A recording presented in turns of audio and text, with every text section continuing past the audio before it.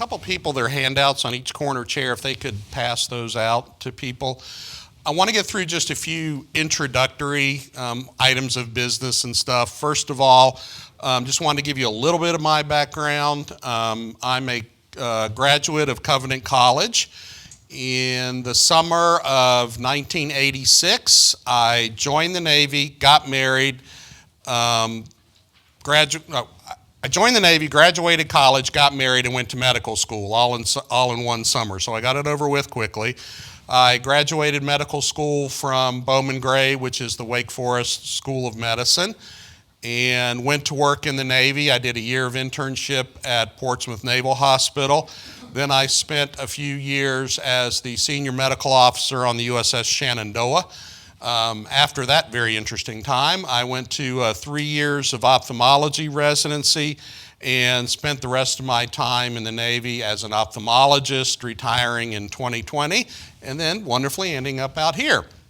Now, normally after I said this, because I've given this talk to many different churches, I usually had to give the disclaimer that my views do not represent those of the United States Navy or of the U.S. government, but I don't have to say that anymore, which is kind of nice. But these are my own views, so you don't have to place them on anybody else. I also have to give a little bit of a warning. Like I said, I've given this many times, and there have been occurrences where some people have gotten very upset about some of the things I've said. I can't know what your past history is. I don't know what you've gone through.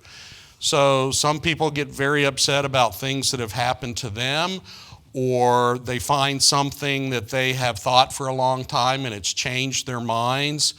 So it has happened, and that can happen. What I will say is, though, that we worship a God who is faithful and just to forgive. And I want to ask, if anything I say or do does cause you a lot of upset or anxiety, I urge you to talk to somebody about that. Your pastor, one of the elders, counselors, please seek help with that. But that's just a little warning I like to give. A little bit of a history of how this came about. This is not something I just came down and wrote out sometime.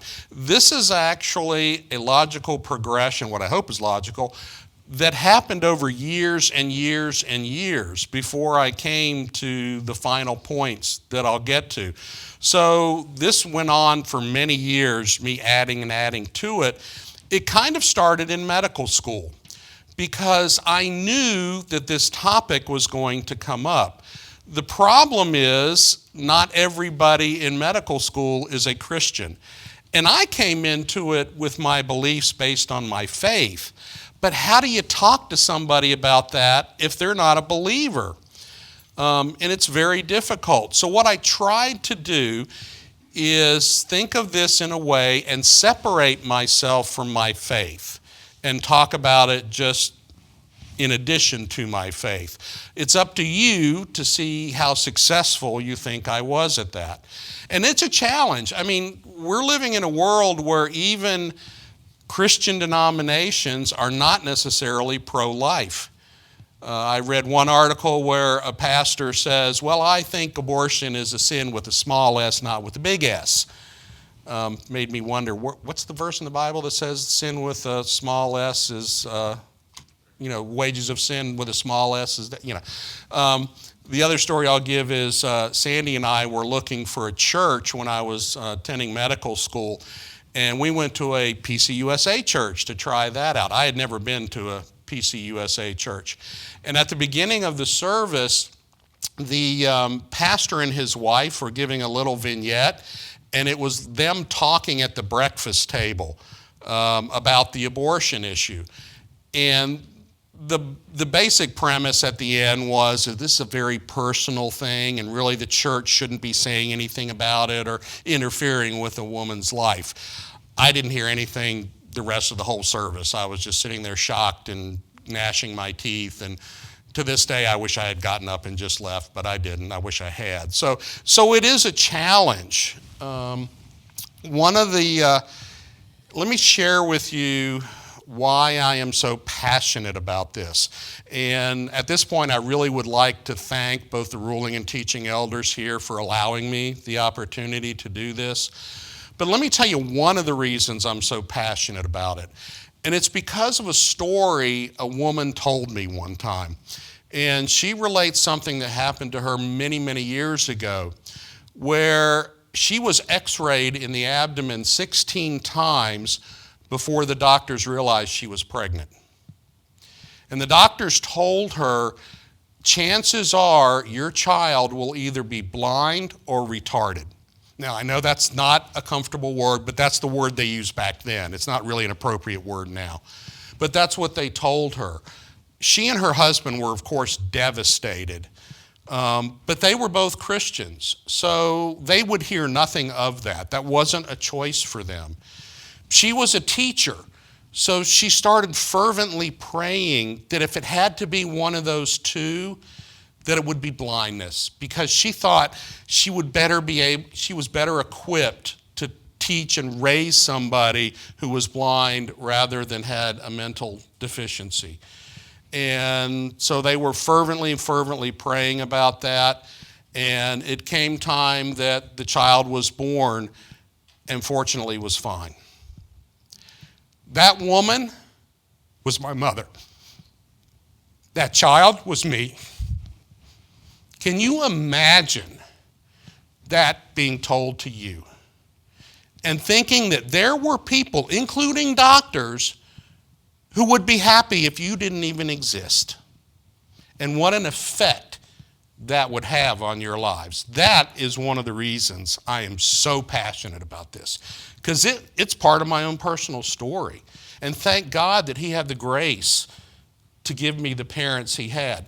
Yeah, blind. I'm the only person until now, I have to wear reading glasses, but I was the only person in my family who had perfect vision. An irony of ironies, I became an ophthalmologist, somebody who helped people with their vision. And mentally deficient, well, I know you think, oh, that explains a lot. But you know, I earned a doctorate. I retired from the Navy as a captain. I think I've got a little bit going on upstairs. So by God's grace, I'm here and I'm talking to you today. Last thing is, I reluctantly did a handout because I know from the past some people really like to take notes and such and follow along. I do urge you, I'll ask you, try not to look ahead too much as we go through this, since it is kind of a logical progression. The other last thing is, a little bit of a challenge to you, maybe try thinking as we go through this that you're a pro-abortionist, and that's the view that you take, and see how these arguments might make sense or not make sense to you. So if you want to, that's just a little bit of a challenge. I'm going to have to keep looking back over my shoulder because for some reason it's not on the TV. If somebody knows how to get the TV turned on, that would be great so I could see it. So we've gone through the introductory comments. When I was born, exactly 9 years later to the day, the Supreme Court decided the Roe versus Wade decision. And it was over the next couple days, it was actually released to the public. So kind of an interesting timing thing. So first of all, I want to go through the emotional and arguments about the appearance of something. You see, so many arguments today make absolutely no sense to me. You always get the pro-abortionists who champion things like individual rights. We've all heard that. And it boggles my mind. How can I debate something on a point I agree with? I mean, I'm a fairly conservative political person. I'm a huge believer in individual rights.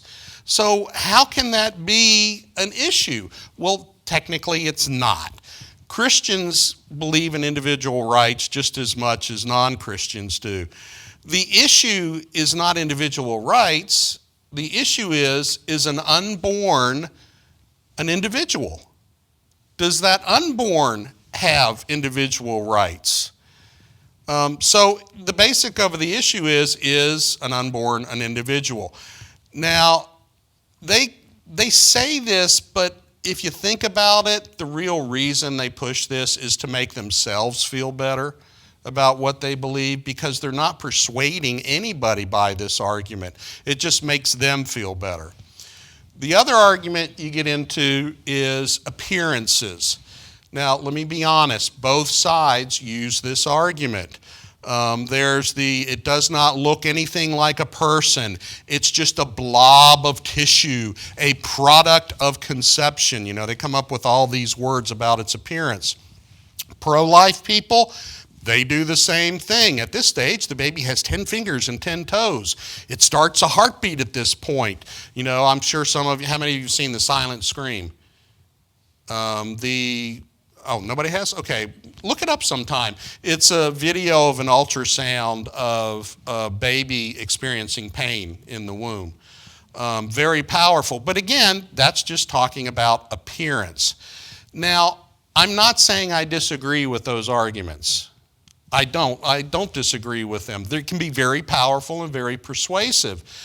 But for me, especially at that time back then, I had to admit those weren't scientific. They only get you to a certain point, because what about the baby before it has 10 fingers and 10 toes, before it has a heartbeat? The more you look back on an unborn, the more it does not look like a person, an adult like we are. This is important because, you know, a lot of abortion clinics are being substituted by a bottle of pills on a shelf. And it's so early in the pregnancy that you can take a pill to get rid of it. And those are maybe at times when the baby doesn't look like a baby. So, like I said, emotional arguments can be persuasive, but judgments based on appearance, let's face it, they're not scientific. Now, let me give you a very important principle that's scientific, and that is that all life on earth exists, and if I go back to my faith, which I said I wasn't going to do, but was created in stages, the appearance of which may vary drastically, yet be the same individual organism. You don't hear this very much because it's just a fact among science that everybody just, accepts. They don't really talk about it that much. But it's a universal truth. We see many examples from nature. A caterpillar doesn't look anything like a butterfly, same organism. A chicken doesn't look anything like an egg. An acorn doesn't look anything like an oak tree. A tadpole doesn't look or act anything like a frog. Scientists have even described stages in the lowliest bacteria. So we can look at life and figure out, hey, it all exists in different stages, and those stages can be very, very different from each other. For example, the stages of human life. Okay? These stages can vary drastically in their physiology, in their chemical makeup, in their appearance. We first have the zygote, which is conception to about 4 weeks, an embryo, which is 4 to 7 weeks, 4 to 8 weeks, a fetus, which is 9 weeks until birth. The 8 week is kind of variable there. The newborn, the infant, the child, adolescent, adult, and elderly. Each of these stages can have a very different appearance, yet be the exact same organism. Now, parents, I know this is hard to believe, but teenagers are not a completely different species. Okay, they're the exact same. I know it's hard to believe, but it's true. As doctors, when you're training, they emphasize this to you repeatedly. When you do a pediatric rotation, they hammer it into you that a child is not a small adult. You cannot give them the same medications and just cut the dose down. That would do harm because their physiology, their chemical makeup is very different. Now let me talk about the term tissue. Did you notice in that list of stages that tissue is nowhere in there? It's not a stage of life, quote unquote. But that's what pro-abortionists use all the time. Now, I've got a couple teenagers in here. I want you to help me out here. I assume you've taken some biology sometime in your life. So, you have a bunch of cell organelles like nucleus, ribosomes, mitochondria, all those things. They come together to make a, can you help me out? Anybody? Cell. Cells of the same kind of function all come together to make, tissues. Tissues of different kind of functions all come together to make an organ. Organs who have similar functions and do the same kind of thing or a process come together to make organ systems. Organ systems all come together to make an organism. So they say the baby is just a tissue. Let me tell you something. You're just a bunch of tissues. You're just a bunch of cells. You're just a bunch of organs. You can pick any of those, and you are just a bunch of those things. So that is really just a euphemism they use to, get away from it. So we've looked at emotion and appearance, and we've kind of decided, that really doesn't answer the questions for us. And as I said, I wanted to try to get more to the science of it. So let's look at the science of it. And what I'd like to do is approach this as a scientist would. So give a fertilized egg at any stage after conception, give it to a scientist, or more specifically, a biologist, and ask them, hey, what is it? So the first question to answer is it alive? That's what the scientist would want to know. This meets all the definitions of life. You look at any high school biology book, and this meets all the definitions. It's got the ability to grow, to reproduce, make energy, metabolize chemicals. It has DNA, RNA, cell organelles. This is life. Now, if you decide that something is life in our scientific world, the next question you would get is, what species is it? Now, tell me, what do you use to determine what species an animal is? Well, it used to be, back in the day, it's their appearance, or, could they reproduce, come together to reproduce? But we know that all those things come from genes. It's the genetic makeup that determines what species an animal is. Now, if you looked at a human being anytime after conception, there is only one answer. It's Homo sapiens. It's a human, 46 chromosomes, 2 of them which are sex chromosomes, either an X or a Y. It can be no other species. It is a human being. Now, the next thing a biologist would look at is what is its environment or its niche. Now, we talked about stages. The important thing to know here is that the baby is totally adapted to be in the womb at this stage. Just like a tadpole is totally adapted to be in the water, unlike a frog, which is adapted to be on the land. Taking anything at any stage out of the womb does not change what it essentially is. The baby develops a placenta for nourishment, waste excretion, and other things. The placenta genetically matches the baby. It is not mother's tissue. The DNA is exactly like the baby's. The placenta invades into the wall of the uterus where things pass between the two, but blood cells don't pass. In fact, the blood types may be completely different. You may be familiar with Rh incompatibility, where the Rh factors don't match and the mother's immune system can actually attack the baby because they're incompatible. I asked the question, mothers, who's in control of the pregnancy, the baby or you? The baby. That's exactly right. The baby actually makes hormones that control its environment. It is the baby's hormones that initiate labor. The baby even plans for the future by making hormones that start milk production in the mother. So it's even planning for its own future.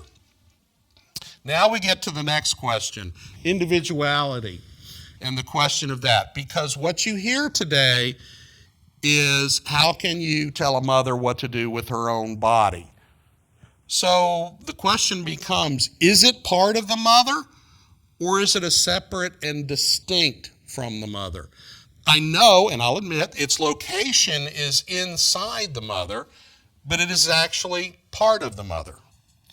So when chromosomes from a sperm merge with an egg, a new organism is created with a combination of genes that has been non-existent through all of human history. It is a brand new combination of genes that has never happened before. These genes are totally different from the mother.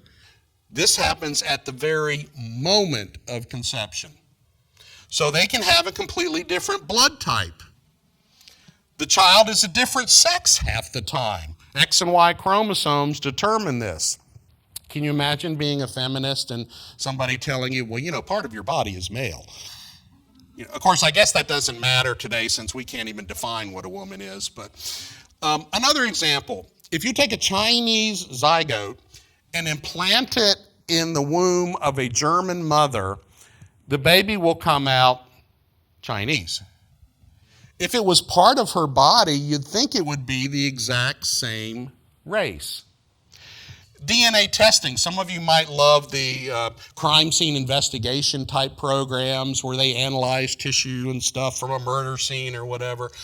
Well, if you take a sample from a pregnant mother and the baby inside her and give it to one of these crime scene investigators, they will come back and tell you that it is from two separate individuals. You don't tell them it was a pregnancy or anything, and they'll come back, oh, this is two different people.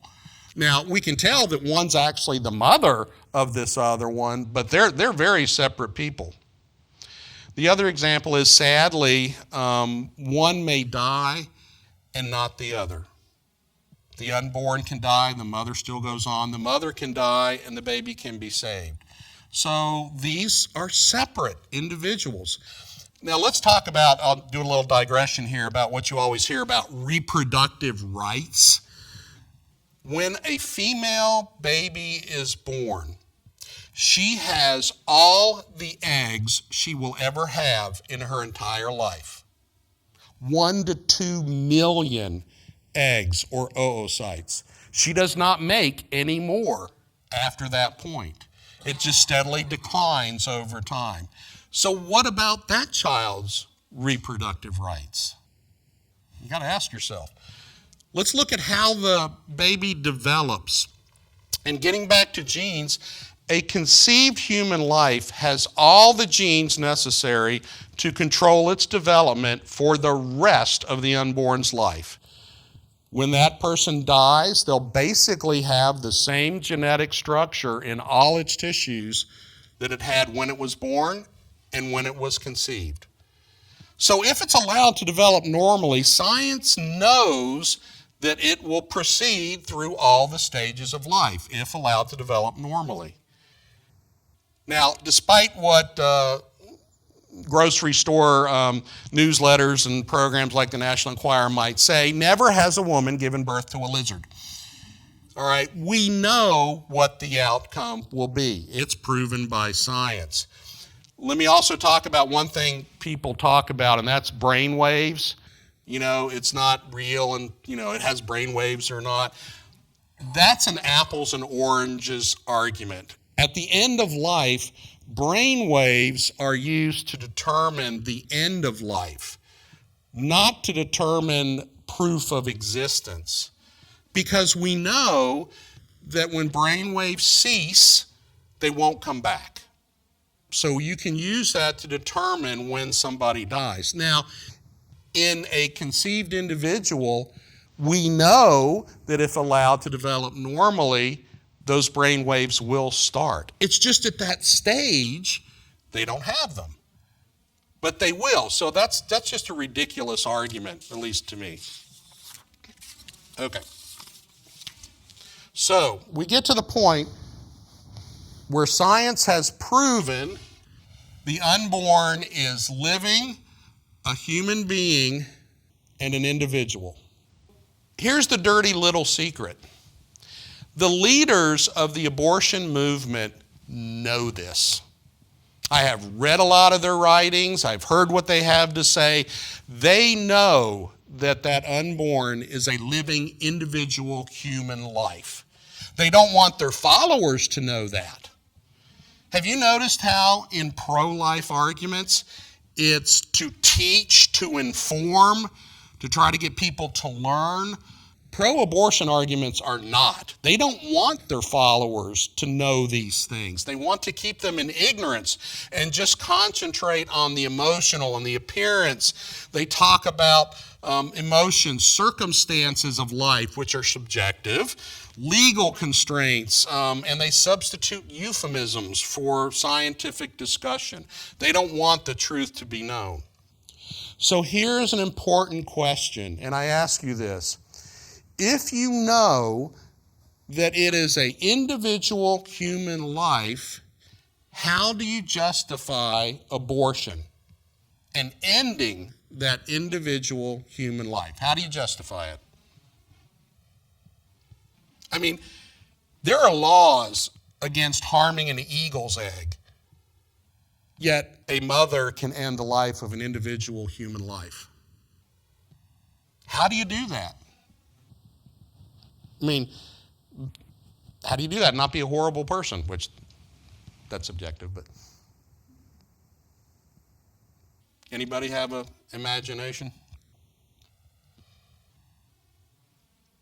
Well, it comes down to the fact they just say it's not a person. Yeah, it's an individual human life, but it's not really a person, so it doesn't really matter. So we've gotten rid of the emotion appearance. Now we've gone past science. And what we've entered into is the realm of philosophy. So if abortion is to be supported, it must be proved that this human life is not a person. Well, then you have to decide, what's the definition of a person? This is an essential question, though, because if you are ending the life of an individual human being, you have to get it right, or else the consequences are dire. But that, however you define it, has to have no exceptions. It has to be a very strict, very straightforward definition. So what have they used in the past? Viability, have you heard that? That's the ability to exist outside of the womb. This basically is using technology to define what a person is. But the unborn is meant to be exactly where it is at that time. Science has kept moving the time of viability earlier and earlier and earlier and earlier. It's science, it's technology that's allowed us to do that. I'll tell you something, I have held in the palm of my hands a 500-gram living infant that survived because of the medications, the therapies and stuff that we have available to us now. Even 40, 50 years ago, that would not be possible. Do we really want to live in society where a technology determines personhood? Also, consider in vitro fertilization. That's where you bring an egg and a sperm together outside of the womb and it's viable. So it's already from the very beginning viable outside the womb. I would not be surprised, I don't know how long it would take, but that we get to the point in medicine where we can save infants from the very beginning. I don't doubt that. The other question is, in terms of viability, can an infant survive on its own right after it's born? No. It's not really viable. It has to have a lot of help. So Another thing they use to determine whether it's a person or not is, can it think? I think, therefore I am. Does that baby have self-determination, self-expression? Well, if you define a person like this, if you think about it for any length of time, there's so many exceptions to that. For example, the newborn. The mentally challenged, do each of them have self-determination and self-expression? Are they not people? People in a coma. If you fell into a coma, are you not considered a person anymore? Well, good, we can just pull the plug on everybody if they're not people anymore. What about when you fall asleep? Do you cease to become a person anymore? So really, this, once again, is not something you can use to determine personhood. What about worthiness? Does anyone know the motto of Planned Parenthood? Anybody know what it is? Well, I'll tell you. No unwanted children. Sounds good, doesn't it? This has been used as an argument to rid society of all unwanted people from ages on. The mentally ill, the elderly, euthanasia, the racially impure. It's been used throughout history to get rid of people. This is the philosophy of Hitler, Pol Pot, Stalin, slave owners throughout history, Margaret Sanger, all these people, that's their philosophy. You're not worthwhile, so we can get rid of you. But the answer is not to get rid of the children, it's to get rid of the unwanted part and make children wanted, no matter what. So the bottom line is, here we get to the point, philosophy cannot answer the question either.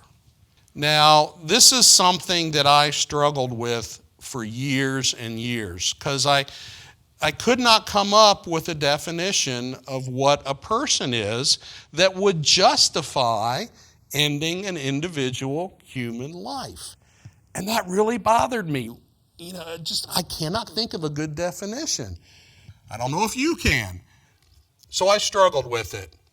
And then it hit me. Next week, we'll be doing part 2. Same church time, same church channel. So I urge you to come and find out what hit me. Sorry, I keep saying that. What questions do you maybe have about anything I've talked about this morning? So I'd like to open it up to you and find out what questions you might have.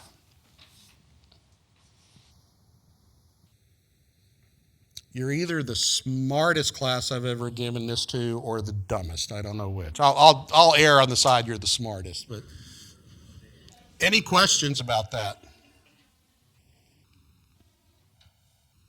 This talk I've given in 1 part and 2 parts. It's about an hour and a half kind of presentation, so we did end this one a little early. But I did bring a time filler just as an extra thing to talk about. We all know that Proposition 3 passed in Missouri, I am very sad to say. Have you looked at the results in detail, though? Has anybody done that? Let me show you what the results are. Look how close that came. 51.6% and 48.4%. That's how close it was. But more interestingly, look at the maps here. The first is by county, the second is by congressional district. There's only 3 places in the state of Missouri that voted yes. The majority voted yes. Look where those are. The big cities. This is exactly what the founders of this country worried about. That population centers with all their particular needs, their particular wants and desires would rule over everybody else. And that is what happened in the state of Missouri. This is why we have the Electoral College, because this is what they were afraid of. 3 cities determined that Proposition 3 passed. Nobody else in the state voted in the majority for it. So I wanted you to kind of see how stuff like that happens. All right, we're going to end very early unless somebody can come up with a question. Pardon me?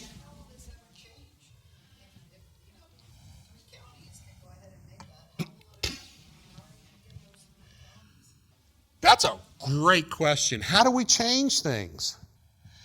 I will say at this point, there's a lot of more information I'm going to give next week that we will derive the answer to that question. But to me, we must fight on all fronts. The emotional, the scientific, the philosophical. We've got to inform people, persuade people. The more information I give you next week will also add on another way to do that. But as far as laws go, it's very difficult because so many people don't understand the information I just gave you. They don't want to know. People want a sexual lifestyle without any responsibility to it. They want to be free to do whatever they want, and that's freedom to them. But you're ending the freedom of an unborn. So, yeah, it's a very difficult question to deal with. But we're going to get more into it. Other questions? Just look at your map. Yes. Deep blue is in St. Louis City? The more deep blue it is, the more people voted yes. So, yeah, St. Louis was the most for it. St. Charles County voted for it. Really? Yeah. Yep. Because really it's a suburb of the big city, technically. And then we've got Jefferson City and, of course, Kansas City. So that's what determined what the law is now. Where are the major universities? That I don't know. Does anybody? I mean, Wash U is St. Louis.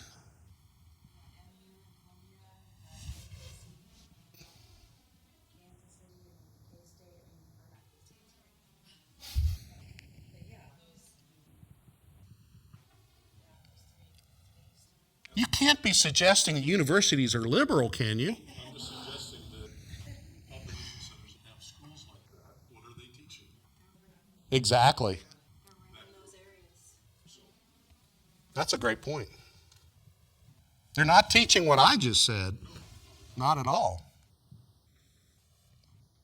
Okay, so we'll go ahead and end it. Can I have a volunteer to close us in prayer?